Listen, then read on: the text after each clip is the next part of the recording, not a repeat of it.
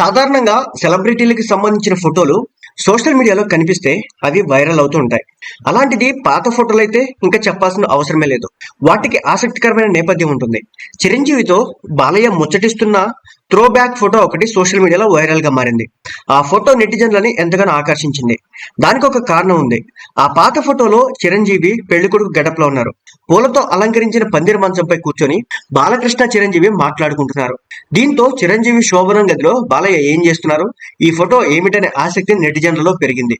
ఇక ఆ ఫోటోని పరిశీలించినట్లయితే గరానా మొగుడు మూవీలోని శోభనం సీన్ సెటప్ అది. దర్శకుడు కె రాఘవేంద్రరావు తెరకెక్కించిన ఆ చిత్ర ఓపెనింగ్ కి అతిథిగా బాలకృష్ణ హాజరయ్యారు. ఫస్ట్ రోజే రాఘవేంద్రరావు చిరంజీవి నగ్మా మధ్య శోభనం సీన్ తీయాలని ఆ సెటప్ వేయించాడు. గరానా మొగుడు సినిమా సెట్స్ కి వచ్చిన బాలకృష్ణ శోభనం పెళ్లి కొడుకు గెటప్ లో ఉన్న చిరంజీవితో ఆ గదిలో కూర్చొని మాట్లాడారు. ఆ సమయంలో క్లిక్ అనిపించిన ఫోటో అది. బాలకృష్ణది లక్కీ హ్యాండ్ అనే సెంటిమెంట్ సినీ పరిశ్రమలో ఉంది. అప్పట్లో చాలా సినిమాలకు బాలయ్య ముఖ్య అతిథిగా హాజరై క్లాప్ కొట్టేవాడు. పవన్ కళ్యాణ్ నటించిన సుస్వాగతం చిత్రం లాంచింగ్ ఈవెంట్ కి హాజరైన పవన్ కళ్యాణ్ పై క్లాప్ కొట్టడం చేశారు బాలకృష్ణ. ఇక పవన్ కళ్యాణ్ కెరియర్ లో ఫస్ట్ హిట్ సుస్వాగతం కావడం విశేషం. గరానా మొగుడు సైతం భారీ విజయాన్ని సాధించింది.